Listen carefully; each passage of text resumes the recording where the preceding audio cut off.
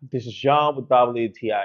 And one of my favorite ways to just have a easy, low calorie drink is this Snapple juice. This is the Snapple fruit punch juice that is just great.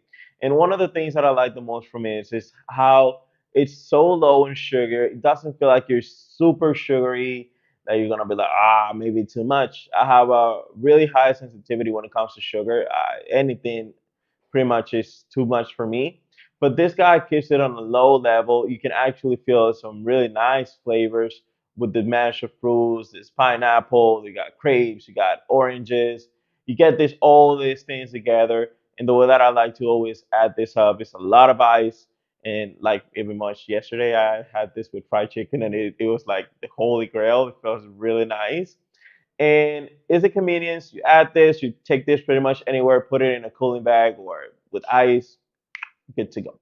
So this was John with WTI, and that was my point of view.